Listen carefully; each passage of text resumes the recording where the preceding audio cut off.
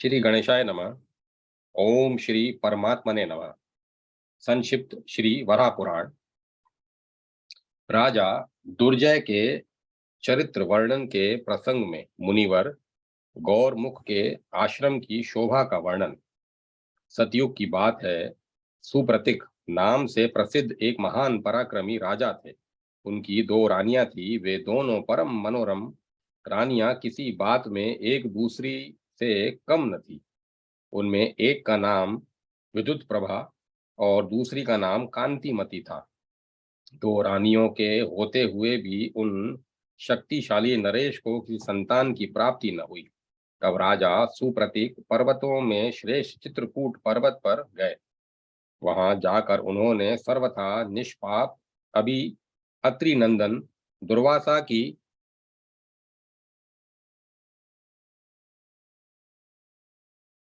विधि पूर्वक आराधना की। वर प्राप्ति की इच्छा रखने वाले राजा सुप्रतीक के बहुत समय तक यत्न पूर्वक सेवा करने पर वे ऋषि प्रसन्न हो गए। राजा को वर देने के लिए उदत होकर वे मुनिवर कुछ कह ही रहे थे, तब तक ऐरावत हाथी पर चढ़े हुए देवराज इंद्र वहां पहुंच गए। वे चारों ओर देवसेना से घिरे हुए थे। वे वहां आकर चुपचाप खड़े हो गए। महर्षि दुर्वासा देवराज इंद्र के प्रति स्नेह रखते थे, किंतु इंद्र को अपने प्रति प्रीति का प्रदर्शन न करते देखकर वे क्रुद्ध हो उठे और उन अत्रि नंदन ने देवराज इंद्र को अत्यंत कठोर शाप दे दिया। अरे मूर्ख देवराज, तुमने मेरा जो अपमान किया है, उसके फल स्वरूप तुम्हें अपने राज्य से च्युत हो दूसरे लोक में जाकर निवास करना होगा। देवेंद्र से इस प्रकार कहकर उन क्रुद्ध मुनि ने राजा सुप्रतीक से कहा, राजन, तुम्हें एक अत्यंत बलवान पुत्र प्राप्त होगा। वह इंद्र के समान रूपवान, श्री संपन्न, महाप्रतापी, विद्या के प्रभाव और तत्व को भली भांति जानने वाला होगा। उसके कर्म क्रूर होंगे। वह सदैव शत्रुओं से सन्नद्ध रहेगा और वह परम शक्तिशाली बालक राजा दुर्जय के नाम से प्रसिद्ध होगा। इस प्रकार वर देकर मुनिवर दुर्वासा अन्यत्र चले गए। राजा सुप्रतीक भी अपने राज्य को वापस लौट आए। धर्मज्ञ राजा ने अपनी रानी विद्युत प्रभा के उदर में गर्भाधान किया। रानी के समय आने पर प्रसव हुआ। उस महाबली पुत्र की दुर्जय नाम से प्रसिद्धि हुई। उसके जन्म के अवसर पर दुर्वासा मुनि पधारे और उन्होंने स्वयं उस बालक के जात कर्म आदि संस्कार किए। साथ ही उन महर्षि ने अपने तपोबल से उस बालक के स्वभाव को भी सौम्य बना दिया तथा उसको वेद शास्त्रों का पारगामी विद्वान, धर्मात्मा एवं परम पवित्र बना दिया। राजा सुप्रतीक की जो दूसरी सौभाग्यवती पत्नी थी, जिसका नाम कांतिमती था, उसके भी सुधुम्न नामक एक पुत्र हुआ। वह भी वेद और वेदांग का पूर्ण विद्वान हुआ। भामिनी महाराज सुप्रतीक की राजधानी वाराणसी में थी।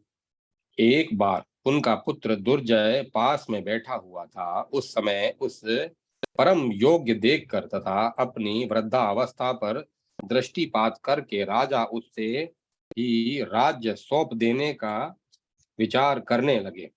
फिर भली भांति विचार करके उन धर्मात्मा नरेश ने अपना राज्य राजकुमार दुर्जय को सौंप दिया और वे स्वयं चित्रकूट नामक पर्वत पर चले गए।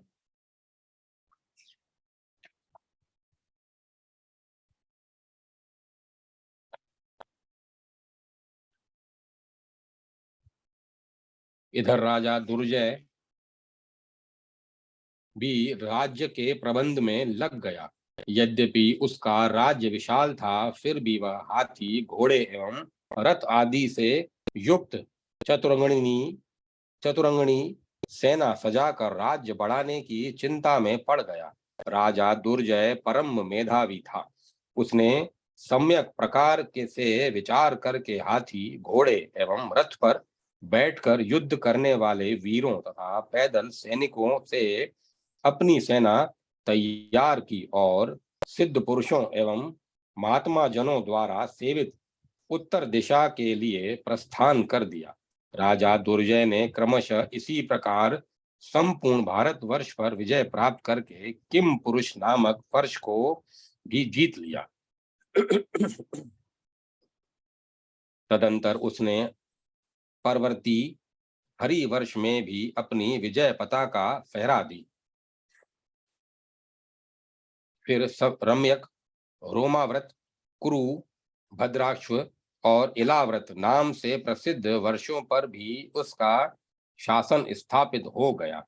यह सारा स्थान सुमेरु पर्वत का मध्यवर्ती भाग है। इस प्रकार जब राजा दुर्जय ने संपूर्ण जम्बू द्वीप पर अपना अधिकार जमा लिया, तब वह देवताओं के सहित इंद्र को भी जीतने के लिए आगे बढ़ा। सुमेरु पर्वत पर जाकर उसने वहां अनेक देवता, गंधर्व, दानव, गृहक, किन्नर और दैत्यों को भी परास्त किया। तब तक ब्रह्मा पुत्र नारद जी ने दुर्जय की विजय के विषय में देवराज इंद्र को सूचना दे दी। देवराज उसी क्षण लोकपालों को साथ लेकर उसका वध करने के लिए चल पड़े, किंतु जल्द ही राजा दुर्जय के शस्त्रों के सामने उन्होंने घुटने टेक दिए। तदंतर देवराज इंद्र सुमेरु पर्वत को छोड़कर मृत्यु लोक में आ बसे और पूर्व दिशा में वे लोकपालों के साथ रहने लगे। राजा दुर्जय के चरित्र का विस्तार पूर्वक वर्णन आगे किया जाएगा। जब देवताओं ने अपनी हार मान ली तो राजा दुर्जय वापस लौटा और लौटते समय गंधमादन पर्वत की तलहटी में उसने अपनी सेनाओं की छावनी डाली। जब उसने छावनी की सारी व्यवस्था कर ली, तब उसके पास दो तपस्वी आ पहुंचे। आते ही उन तपस्वियों ने दुर्जय से कहा, राजन, तुमने संपूर्ण लोकपालों का अधिकार छीन लिया है। अब उनके बिना लोक यात्रा चलनी संभव नहीं दिखती है। अतएव तुम मेरी व्यवस्था करो, जिससे इस संसार को उत्तम सुख की प्राप्ति हो। इस प्रकार तपस्वियों के कहने पर धर्मज्ञ राजा दुर्जय ने उनसे कहा, आप दोनों कौन हैं? उन शत्रु दमन तपस्वियों ने कहा, हम दोनों असुर हैं, हमारे नाम विद्युत और सुविद्युत है। महाराज दुर्जय, हम चाहते हैं कि अब तुम्हारे द्वारा सत्पुरुषों के समाज में सुसंस्कृत धर्म बना रहे। अतएव तुम हम दोनों को लोकपालों के स्थान पर नियुक्त कर दो। हम उनके सभी कार्य संपादन कर सकते हैं। उनके ऐसा कहने पर राजा दुर्जय ने स्वर्ग में लोकपालों के स्थान पर विद्युत और सुविद्युत की तुरंत नियुक्ति कर दी। वे दोनों तपस्वी वहां से तत्काल अंतर ध्यान हो गए। एक बार राजा दुर्जय मंदराचल पर्वत पर गया। वहां उसने कुबेर के अत्यंत मनोरम वन को देखा। वह वन इतना सुंदर था मानो दूसरा नंदन वन ही हो। राजा दुर्जय प्रसन्नता पूर्वक उस रमणीय विपिन के में घूमने लगा। इतने में एक चंपक वृक्ष के नीचे उसे दो सुंदरी कन्याएं दिख पड़ी। देखने में उनका रूप अत्यंत सुंदर एवं अद्भुत था। उन कन्याओं को देखकर राजा दुर्जय का मन बड़े आश्चर्य में पड़ गया। वह सोचने लगा, ये सुंदर नेत्रों वाली कन्याएं कौन है? जो विचार करते हुए राजा दुर्जय को एक क्षण भी नहीं बीता होगा कि उसने देखा कि उस वन में दो तपस्वी भी विराजमान है। उन्हें देखकर दुर्जय के मन में अपार हर्ष उमड़ आया। उसने तुरंत हाथी से उतरकर उन तपस्वियों को प्रणाम किया। तपस्वियों ने राजा दुर्जय को बैठने के लिए कुशाओं द्वारा निर्मित एक सुंदर आसन दिया। राजा दुर्जय उस पर बैठ गया। उसके बैठ जाने पर तपस्वियों ने उससे पूछा, तुम कौन हो? तुम्हारा कहाँ से आगमन हुआ है? किसके पुत्र हो और यहाँ किस लिए आए हो? इस पर राजा दुर्जय ने हंसकर उन तपस्वियों को अपना परिचय देते हुए कहा, महानुभावों, सुप्रतीक नाम से प्रसिद्ध एक राजा हैं। मैं उनका पुत्र दुर्जय हूँ और भूमंडल के सभी राजाओं को जीतने की इच्छा से यहाँ आया हूँ। कभी कभी आप कृपा कर मुझे स्मरण अवश्य करें। तपोधनो, आप दोनों कौन हैं? मुझ पर कृपा कर यह बतला दें। दोनों तपस्वी बोले, राजन, हम लोग हृत, हिरत और प्रहृत नामक स्वयंभू मनु के पुत्र हैं। हम देवताओं को जीतकर सर्वथा नष्ट कर देने के विचार से सुमेरु पर्वत पर गए थे। उस समय हमारे पास बड़ी विशाल सेना थी, जिसमें हाथी, घोड़े एवं रथ भरे हुए थे। देवता भी सैकड़ों एवं हजारों की संख्या में थे, उनके पास महान सेना भी थी। किंतु असुरों के प्रहार से उनके सभी सैनिक अपने प्राणों से हाथ धो बैठे। यह स्थिति देखकर देवता क्षीर सागर में, जहाँ भगवान श्री हरि शयन करते हैं, पहुंचे और उनकी शरण में गए। वहां देवगण भगवान को प्रणाम कर अपनी आप बीती बातें यूं सुनाने लगे। भगवान, आप हम सभी देवताओं के स्वामी हैं। पराक्रमी असुरों ने हमारी सारी सेना को परास्त कर दिया। भय के कारण हमारे नेत्र कातर हो रहे हैं, अतः आप हमारी रक्षा करने की कृपा करें। केशव, पहले भी आपने देवासुर संग्राम में क्रूर कुरकर्मा, कालनेमी एवं सहस्त्रभुज से हमारी रक्षा की है। देवेश्वर, इस समय भी हमारे सामने वैसी ही परिस्थिति आ गई है। हृत और प्रहृत नाम के दो दानव देवताओं के लिए कंटक बने हुए हैं। इनके सैनिकों तथा शस्त्रास्त्रों की संख्या असीम है। देवेश्वर, आपका संपूर्ण जगत पर शासन है, अतः उन दोनों असुरों को मारकर हम सभी की रक्षा करने की कृपा करें। इस प्रकार जब देवताओं ने भगवान नारायण से प्रार्थना की, तब वे जगत प्रभु श्री हरि बोले, उन असुरों का संहार करने के लिए मैं अवश्य आऊंगा। भगवान विष्णु के यह कहने पर देवता मन ही मन भगवान जनार्दन का स्मरण करते हुए सुमेरु पर्वत पर गए। वहां उनके चिंतन करते ही सुदर्शन चक्र एवं गदा धारण किए हुए भगवान नारायण हम लोगों की सेना का भेदन करते हुए उसमें प्रविष्ट हो गए। उन सर्वलोकेश्वर ने अपने योगेश्वर का आश्रय लेकर उसी क्षण अपने 1 से 10 100 फिर हजार लाख तथा करोड़ों रूप बना लिए। उन देवेश्वर के आते ही सेना में जो भी महान पराक्रमी वीर हमारे बल के सहारे लड़ रहे थे, वे अचेत होकर पृथ्वी पर गिर पड़े। राजन, अधिक क्या, उसी समय उनके प्राण पखेरु उड़ गए। इस प्रकार विश्व रूप धारण करने वाले भगवान नारायण ने अपनी योग माया से हमारी संपूर्ण चतुरंगनी सेना का, जो हाथी, घोड़े, रथ एवं पैदल वीरों एवं ध्वजाओं से भरी हुई थी, संहार कर डाला। बस केवल हम दो दानवों को बचे देखकर वे सुदर्शन चक्रधारी श्री हरि अंतर्ध्यान हो गए। शांग्र धनुष धारण करने वाले भगवान श्री हरि का ऐसा अद्भुत कर्म देखकर हम दोनों में भी उन प्रभु की आराधना करने के लिए उनकी शरण ग्रहण कर ली। राजन, राजा सुप्रतीक हमारे मित्र थे और तुम उनके पुत्र हो। ये दोनों कन्याएं हमारी पुत्री हैं। मुझ हृत की कन्या का नाम सुकेशी है और इस प्रहृत की कन्या का नाम मिश्रकेशी है। इन्हें तुम अपनी अर्धांगिनी के रूप में स्वीकार करो। हृत के इस प्रकार कहने पर राजा दुर्जय ने उन दोनों मंगलमयी कन्याओं के साथ विधि पूर्वक विवाह कर लिया। सहसा ऐसी दिव्य कन्याओं को प्राप्त कर दुर्जय के हर्ष की सीमा न रही।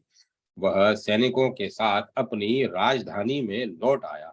बहुत समय के बाद राजा दुर्जय के दो पुत्र हुए। सुकेशी से जो बालक उत्पन्न हुआ, उसका नाम प्रभव पड़ा और मिश्रकेशी से के पुत्र का नाम सुदर्शन रखा गया। राजा दुर्जय महान वैभवशाली तो था ही, उसे परम श्रेष्ठ दो पुत्रों की प्राप्ति भी हो गई। कुछ समय के पश्चात वह राजा शिकार खेलने के लिए जंगल में गया। वहां जाकर उसने भयंकर जंगली जानवरों को पकड़कर बांधना शुरू कर दिया। इस प्रकार वन में विचरण करते हुए राजा दुर्जय को जंगल में कुटी बनाकर रहने के पुण्यात्मा मुनि दिखाई पड़े। वे महाभाग मुनि तपस्या कर रहे थे। उनका नाम गौरमुख था। वे ऋषियों के परिवारों की रक्षा तथा पापियों के उद्धार कार्य में लगे रहते थे। उनके आश्रम में विशिष्ट गुणों से युक्त एक पवित्र सरोवर था। वहां एक ऐसा उत्तम वृक्ष भी था जिसकी सुगंध से सारे वन का वायुमंडल सुगंधित हो उठता था। वे मुनि अपने आश्रम में स्थित होकर ऐसे जान पड़ते थे मानो कोई मेघ उत्तम विमान पर आरूढ़ होकर आकाश से पृथ्वी पर उतर आया हो। मुनिवर गौर मुख के देदीप्यमान मुख से छिटकता हुआ प्रकाश आकाश को जगमगा देता था। वे पवित्र वस्त्रों से सुशोभित थे। उनके शिष्यों की मंडली उच्च स्वर से सामवेद का गान कर रही थी। सुंदर पुष्पों से लदे हुए अगणित वृक्ष उस आश्रम की शोभा बढ़ा रहे थे। इस प्रकार उस आश्रम में मुनिवर गौरमुख की यज्ञशाला अद्भुत शोभा को प्राप्त हो रही थी। अध्याय 10 समाप्त। राजा दुर्जय का चरित्र तथा नैमिषारण्य की प्रसिद्धि का प्रसंग। भगवान वराह कहते हैं, पृथ्वी उस समय मुनिवर गौरमुख के परम उत्तम आश्रम को देखकर राजा दुर्जय ने सोचा, इस परम मनोहर आश्रम में चलूं और इसमें रहने वाले अनुपम ऋषियों के दर्शन करूं। यह विचार करके राजा दुर्जय आश्रम के भीतर चले गए। मुनिवर गौरमुख धर्म के साक्षात स्वरूप थे। आश्रम में राजा दुर्जय के आने पर मुनि का हृदय आनंद से भर उठा। उन्होंने राजा का भली भांति सम्मान किया। स्वागत सत्कार के पश्चात परस्पर कुछ वार्तालाप प्रारंभ हुआ। मुनिवर ने कहा, महाराज, मैं यथाशक्ति अनुयायियों सहित आपको भोजन पान कराऊंगा। आप हाथी घोड़े आदि वाहनों से मुक्त कर दें और वहां पधारें। आप हाथी घोड़े आदि वाहनों को मुक्त कर दें और वहां पधारें। ऐसा कहकर मुनिवर गौरमुख मौन हो गए। मुनि के प्रति श्रद्धा होने से राजा दुर्जय के मन में भी आतिथ्य स्वीकार करने की बात जच गई। अतः अनुचरों के साथ वे वहीं रह गए। उनके पास 5 अश्वनी सेना थी। राजा दुर्जय सोचने लगे, ये तपस्वी ऋषि मुझे यहाँ क्या भोजन देंगे। इधर राजा को भोजन के लिए निमंत्रित करने के पश्चात विप्रवर गौरमुख भी बड़ी चिंता में पड़ गए। वे सोचने लगे, मैं अब राजा को क्या खिलाऊं। महर्षि गौरमुख निरंतर भगवत भाव में तल्लीन रहते थे। अतएव उनके मन में चिंता उत्पन्न होने पर उन्हें देवेश्वर जगत प्रभु भगवान नारायण की याद आई। मन ही मन उन्होंने भगवान नारायण का स्मरण किया और गंगा के तट पर जाकर उन जगदीश्वर प्रभु की स्तुति करने लगे। पृथ्वी ने पूछा, भगवान, विप्रवर गौरमुख ने भगवान विष्णु की किस प्रकार स्तुति की, इसको सुनने के लिए मुझे बड़ा कौतूहल हो रहा है। भगवान वराह बोले, पृथ्वी, गौरमुख ने भगवान की इस प्रकार प्रार्थना की, जो पीतांबर धारण करते हैं, आदि रूप हैं तथा जल के रूप में जो अभिव्यक्त होते हैं, उन सनातन भगवान विष्णु को मेरा बारंबार नमस्कार है। जो घट घट वासी हैं, जल में शयन करते हैं, पृथ्वी, तेज, वायु एवं आकाश आदि महाभूत जिनके स्वरूप हैं, उन भगवान नारायण को मेरा बारंबार नमस्कार है। भगवान, आप संपूर्ण प्राणियों के आराध्य और सबके हृदय में स्थित हैं। अंतर्यामी परमात्मा के रूप में विराजमान हैं। आप ही ओंकार तथा वष्टकार हैं। प्रभो, आपकी सत्ता सर्वत्र विद्यमान है। आप समस्त देवताओं के आदि कारण हैं, पर आपका आदि कोई नहीं है। भगवन भुव भुवः स्वः जन मह तप और सत्य, ये सभी लोग आप में स्थित हैं। अतः चराचर जगत आप में ही आश्रय पाता है। आपसे ही संपूर्ण प्राणी समुदाय, चारों वेदों तथा सभी शास्त्रों की उत्पत्ति हुई है। यज्ञ भी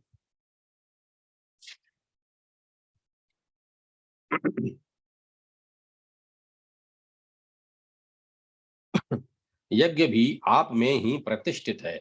जनार्दन, पेड़ पौधे, वनौषधियों, पशु पक्षी और सर्प, इन सब की उत्पत्ति आपसे ही हुई है।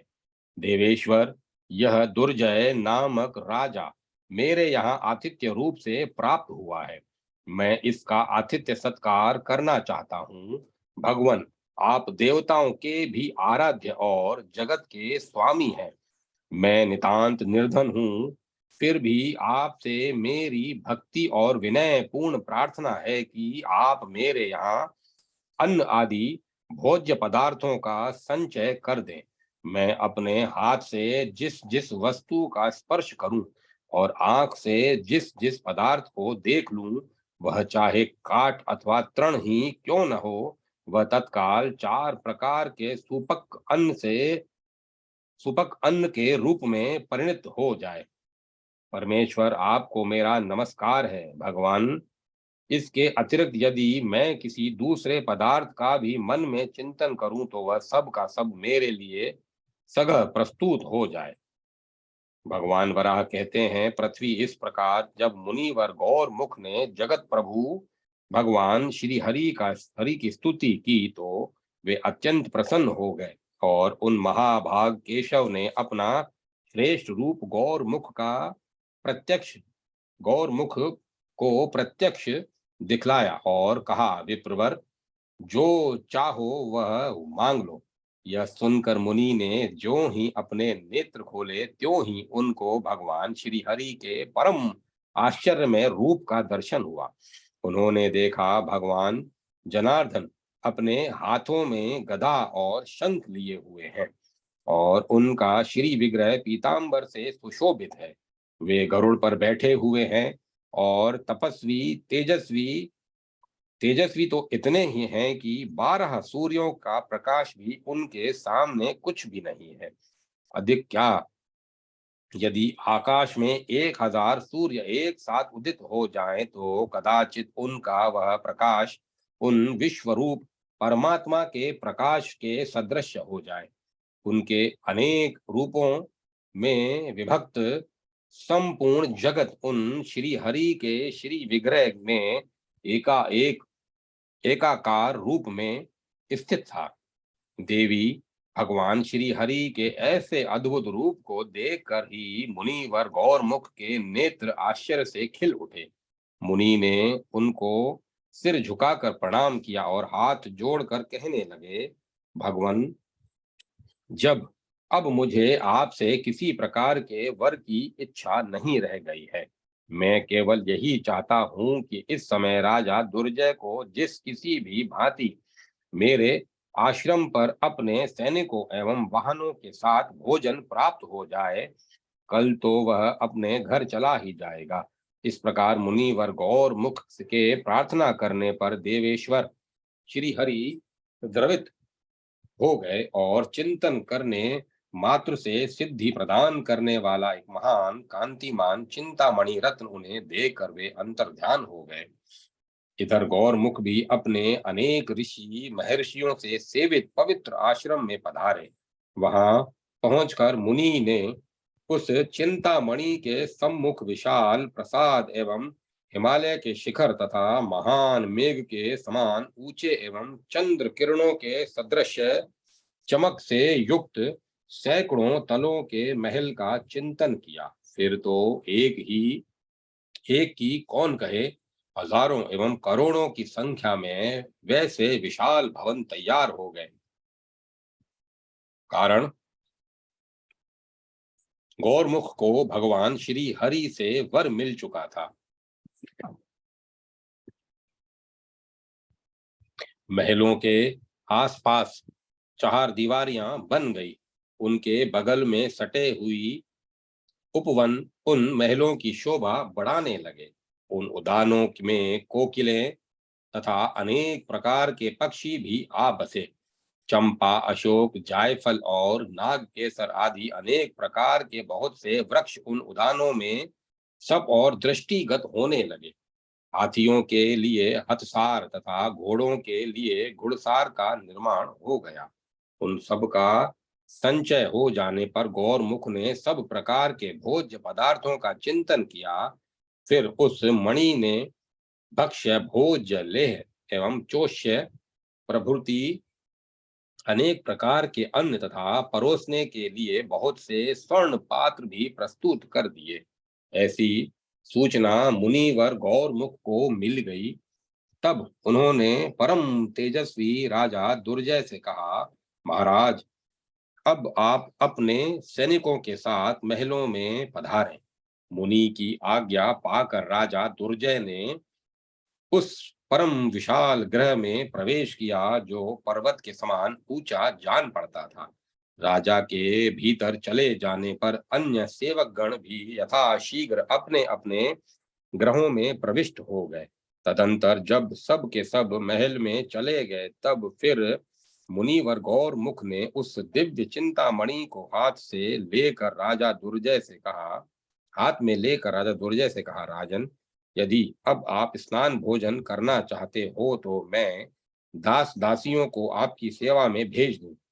इस प्रकार कहकर द्विजवर गौरमुख ने राजा के देखते देखते ही भगवान विष्णु से प्राप्त चिंतामणि को एकांत स्थान में स्थापित किया। शुद्ध एवं प्रभापूर्ण उस चिंतामणि के वहां रखते न रखते हजारों दिव्य रूप वाली स्त्रियां प्रकट हो गई। उन स्त्रियों के सभी अंग बड़े सुंदर, सुकुमार तथा अनुलेपनों से अलंकृत थे।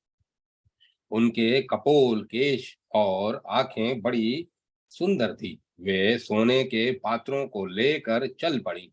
उसी प्रकार कार्य करने में कुशल अनेकों पुरुष भी एक साथ ही राजा दुर्जय की सेवा के लिए अग्रसर हुए। अब तुरही आदि अनेक प्रकार के बाजे बजने लगे। जिस समय राजा दुर्जय स्नान करने लगे तो कुछ स्त्रियां इंद्र के स्नान काल के सम्मान ही उनके सामने भी नाचने और गाने लगी। इस प्रकार दिव्य उपचारों के साथ महाभाग दुर्जय का स्नान कार्य संपन्न हुआ। अब राजा दुर्जय बड़े आश्चर्य में पड़ गया। वह सोचने लगा, अहो, यह मुनि की तपस्या का प्रभाव है अथवा इस चिंतामणि का। फिर उसने स्नान करके उत्तम वस्त्र पहने और भली भांति से के अन्नों से बने भोजन को ग्रहण किया।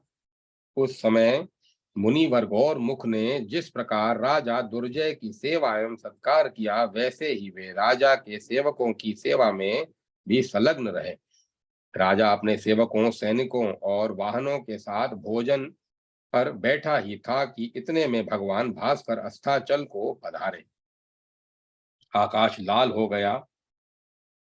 अब शरद ऋतु के सच चंद्रमा से मंडित रात्रि आई। ऐसा जान पड़ता था मानो सभी श्रेष्ठ गणों से संपन्न रोहिणी नाथ उस रात्रि से अनुराग कर रहे हों। उनके साथ ही हरित किरणों से युक्त शुक्र और बृहस्पति भी उदित हो गए, पर चंद्रमा के साथ उनकी शोभा अधिक नहीं हो रही थी, क्योंकि प्राणियों की ऐसी धारणा है कि दूसरे के पक्ष में गया हुआ कोई भी व्यक्ति अपने भिन्न स्वभाव के कारण शोभा नहीं पाता।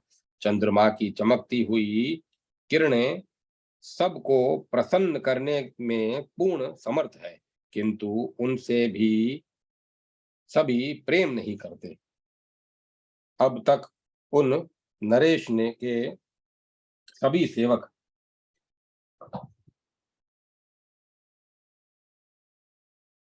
और एवं वे स्वयं भी भोजन, वस्त्र और आभूषणों से सत्कृत हो चुके थे।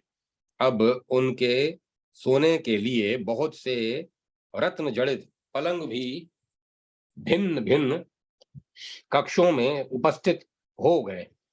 उन पर सुंदर गद्दे और चादरें भी बिछी थी। अपने हाव भाव से प्रसन्न करने वाली मनोहारिणी दिव्य स्त्रियां भी वहां सुपर्या के लिए तत्पर थी। राजा दुर्जय उस महल में गया, साथ ही अपने भृत्यों को भी जाने की आज्ञा दी। जब सभी महलों में चले गए, तब वह प्रतापी राजा भी स्त्रियों से घिरा हुआ सुखपूर्वक शयन करने वाले इंद्र की तरह सो गया। इस प्रकार महात्मा गौरमुख के स्वागत सत्कार से प्रभावित परम प्रसन्न राजा तथा उनके सभी सेवक सो गए। रात बीत जाने पर राजा दुर्जय ने जग कर जब नेत्र खोले, तो वे सुंदर स्त्रियां, सभी बहुमूल्य महल तथा उत्तम उत्तम पलंग सब के सब लुप्त हो गए थे। यह स्थिति देखकर दुर्जय को बड़ा आश्चर्य हुआ। मन में चिंता के बादल उमड़ आए और दुख की लहरें उठने लगी। यह मणि कैसे प्राप्त हो, इस प्रकार की चिंता की लहरियां उसके मन में बार बार उठने लगी। अंत में उसने निश्चय किया कि इस गौरमुख ब्राह्मण की यह मणि मैं हठ पूर्वक छीन लूं। फिर वहां से चलने के लिए सबको आज्ञा दे दी। जब मुनि के आश्रम से निकलकर वह थोड़ी दूर गया और उसके वाहन तथा सैनिक सभी बाहर चले आए, तब दुर्जय ने विचोरन नाम के अपने मंत्री को मुनि के पास भेजकर कहलवाया कि गौरमुख के पास जो मणि है उसे वे मुझे दे दे। मंत्री ने मुनि से कहा, रत्नों के रखने का उचित पात्र राजा ही होता है, इसीलिए यह मणि आप राजा दुर्जय को दे दें। मंत्री की ऐसा कहने पर गौरमुख ने क्रोध में आकर उससे कहा, मंत्री, तुम उस दुराचारी राजा दुर्जय से स्वयं मेरी बात कह दो। साथ ही मेरा यह भी संदेश कहना, अरे दुष्ट, तू अभी यहाँ से भाग जा, क्योंकि यह स्थान दुर्जय जैसे दुष्टों के रहने योग्य नहीं है।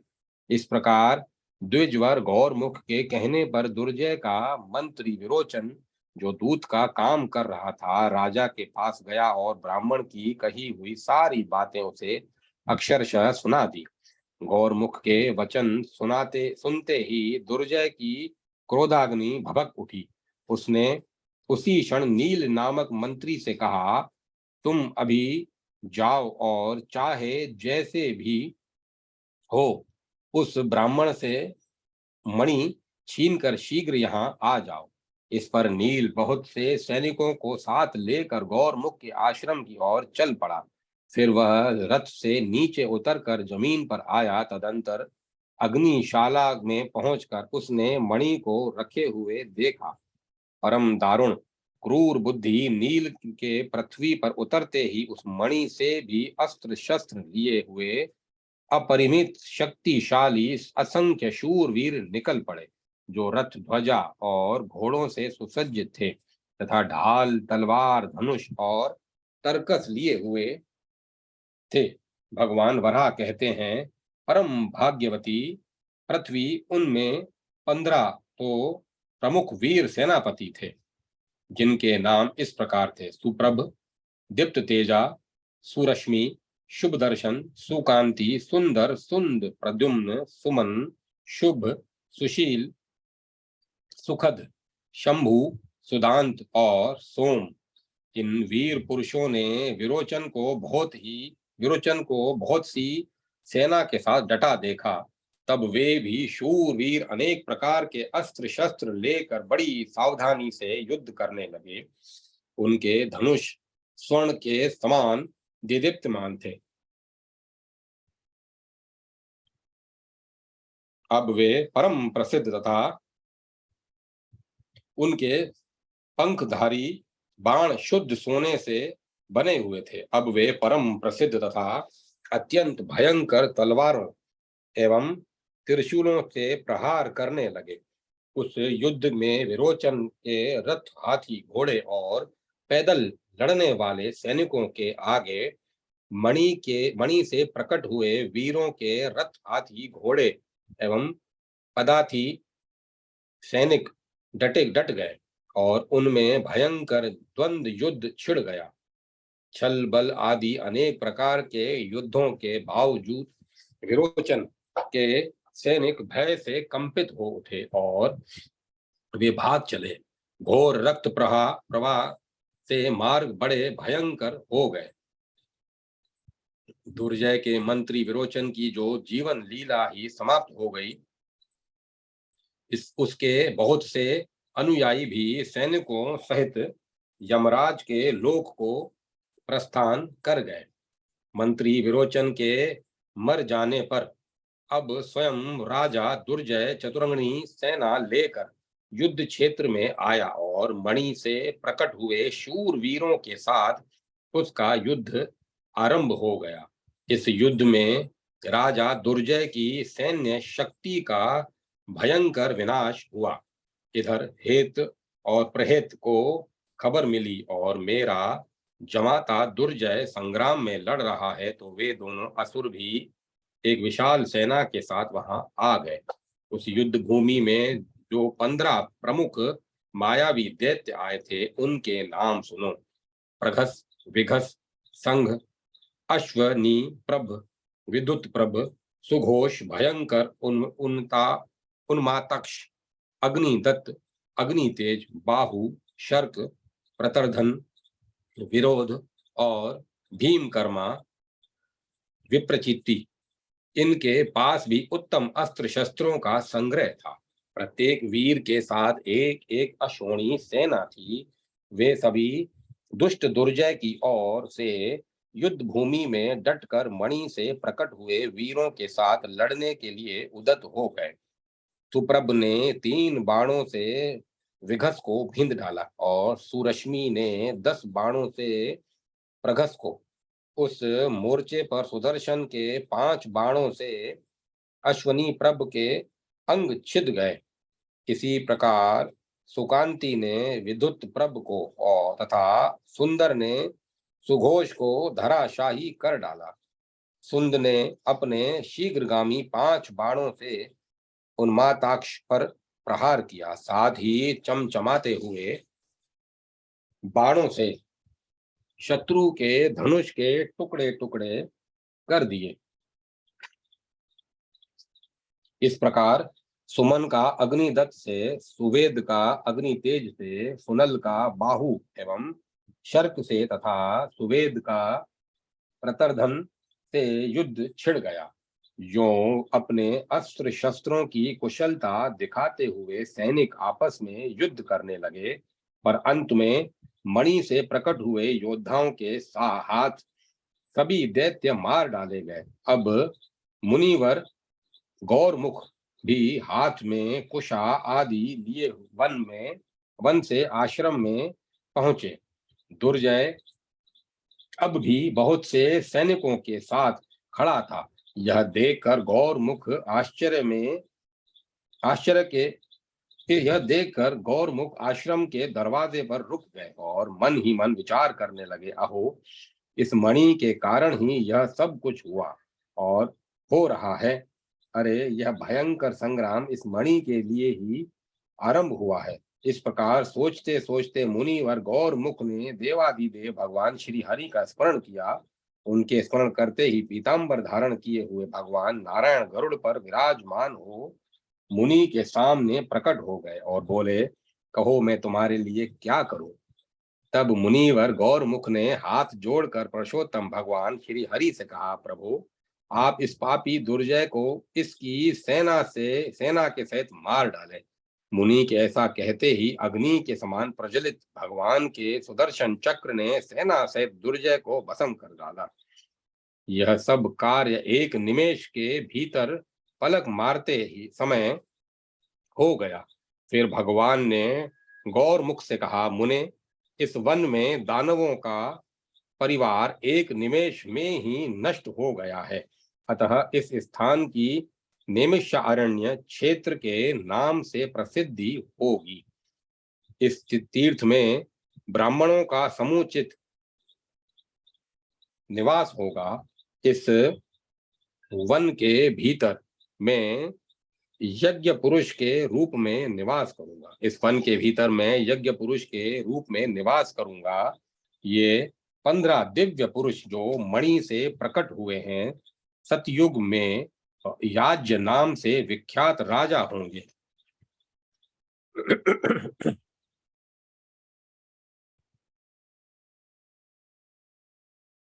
इस प्रकार कहकर भगवान श्री हरि अंतर ध्यान हो गए और मुनिवर गौरमुख भी अपने आश्रम में आनंद पूर्वक निवास करने लगे। अध्याय 11 समाप्त।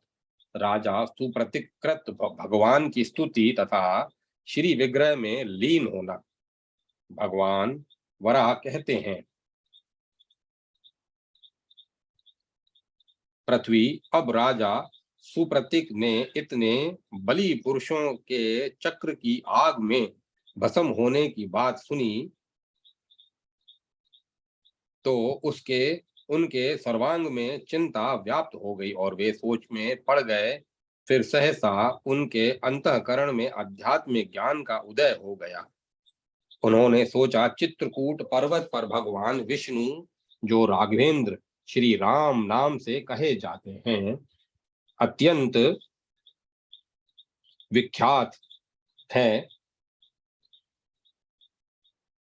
अब मैं यही अब मैं वहीं चलूं और भगवान के नामों का उच्चारण करते हुए उनकी स्तुति करूं। मन में ऐसा निश्चय कर राजा सुप्रतीक परम पवित्र चित्रकूट पर्वत पर पहुंचे और भगवान की इस प्रकार स्तुति करने लग गए। राजा सुप्रतीक बोले, जो राम नरनाथ, अच्युत, कवि, पुराण, देवताओं के शत्रु असुरों का नाश करने वाले प्रभु महेश्वर, प्रपन्नार्ति हर एवं श्रीधर नाम से सुप्रसिद्ध हैं, उन मंगल में भगवान श्री हरि को मैं निरंतर नमस्कार करता हूँ। प्रभो, पृथ्वी में शब्द, स्पर्श, रूप, रस, गंध इन 5 प्रकार से, जल में शब्द, स्पर्श, रूप, रस इन 4 प्रकार से, अग्नि में शब्द, स्पर्श और रूप इन 3 प्रकार से, वायु में शब्द एवं स्पर्श इन 2 प्रकार से तथा आकाश में केवल शब्द से विराजने वाले परम पुरुष एकमात्र आप ही हैं। सूर्य, चंद्रमा और अग्नि तथा यह सारा संसार आपका ही रूप है। आपसे ही यह विश्व प्रकट होता तथा आप में ही लीन हो जाता है, ऐसा शास्त्रों का कथन है। आपका आश्रय पाकर विश्व आनंद का अनुभव करता है, इसीलिए तो समस्त संसार में आपकी राम नाम से प्रतिष्ठा हो रही है। भगवान, यह संसार समुद्र भयंकर दुख रूपी तरंगों से व्याप्त है। इस भयंकर समुद्र में इंद्रियां ही घड़ियाल और नाग आदि क्रूर जल जंतु है, पर जिस मनुष्य ने आपके नाम स्मरण रूपी नौका का आश्रय ले लिया है, वह इनमें नहीं डूबता। अतएव संत लोग तपोवन में आपके राम नाम का स्मरण करते हैं। प्रभो, वेदों के नष्ट होने पर आपने मत्स्यावतार धारण किया। विभो, प्रलय के अवसर पर आप अत्यंत प्रचंड अग्नि का रूप धारण कर लेते हैं, जिससे सारी दिशाएं भस्ममय रूप से रंजित हो जाती है। माधव, समुद्र मंथन के समय युग युग में आप ही स्वयं कच्छप के रूप में पधारते हैं। भगवान, आप जनार्दन नाम से विख्यात हैं। जब आपकी तुलना करने वाला दूसरा कोई कहीं भी नहीं मिला तो आपसे अधिक की बात ही क्या है। महात्मन, आपसे यह संपूर्ण संसार, वेद एवं समस्त दिशाएं ओत प्रोत हैं। आप आदि पुरुष एवं परम धाम हैं। फिर आपके अतिरिक्त मैं दूसरे किसकी शरण में जाऊं। सर्वप्रथम केवल आप ही विराजमान थे। इसके बाद महतत्व, अहंत अहन तत्व में जल, अग्नि, वायु, आकाश, मन, बुद्धि एवं सभी गुण, इनका भी क्रमशः आविर्भाव हुआ। आपसे ही इन सब की उत्पत्ति हुई है। मेरी समझ से आप सनातन पुरुष हैं। यह अखिल विश्व आपसे भली भांति विचरित एवं विस्तृत है। संपूर्ण संसार पर शासन करने वाले प्रभु, विश्व आपकी मूर्ति है। आप हजार भुजाओं से शोभा पाते हैं। ऐसे देवताओं के भी आराध्य आप प्रभु की जय हो। परम उदार भगवन, आपके राम रूप को मेरा नमस्कार है। राजा सुप्रतीक के स्तुति करने पर प्रभु प्रसन्न हो गए। भगवान ने अपने स्वरूप का इस प्रकार उन्हें दर्शन कराया और कहा, सुप्रतीक, वर मांगो। श्री हरि की अमृतमयी वाणी सुनकर एक बार राजा को बड़ा आश्चर्य हुआ। फिर उन देवादिदेव प्रभु को प्रणाम कर वे बोले, भगवन, आपका जो यह सर्वोत्तम विग्रह है, इसमें मुझे स्थान मिल जाए। आप मुझे यह वर देने की कृपा करें। इस प्रकार की बातें समाप्त होते ही महाराज सुप्रतीक की चित्तवृत्ति भगवान गदाधर की दिव्य मूर्ति में लग गई। ध्यानस्थ होकर वे भगवान के नामों का उच्चारण करने लगे। फिर उसी क्षण अपने अनेक उत्तम कर्मों के प्रभाव से वे पांच भौतिक शरीर छोड़कर श्री हरि के विग्रह में लीन हो गए। भगवान वराह कहते हैं, पृथ्वी, तुम्हारे सामने मैंने इस समय जिस जिसे प्रस्तुत किया है, वह यह वराह पुराण बहुत प्राचीन है। पूर्व सतयुग में मैंने ब्रह्मा जी को इसका उपदेश किया था। यह उसी का एक अंश है। कोई कोई हजारों मुखों से भी इसे कहना चाहे तो नहीं कह सकता। कल्याणी, प्रसंग छिड़ जाने पर पूर्ण रूप से जो कुछ स्मरण में आ गया है, वही प्राचीन चरित्र तुम्हें सुनाया है।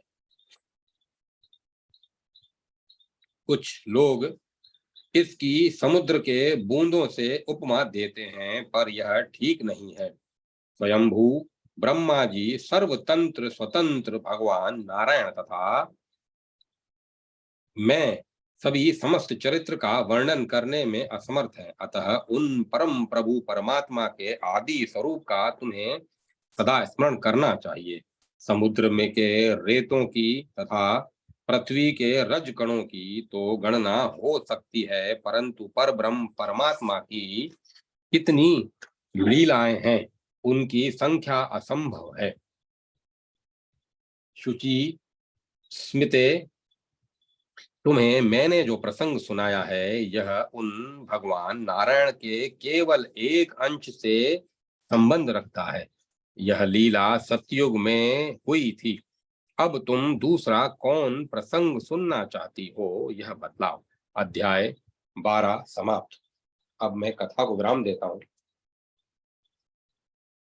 ओम नमः शिवाय।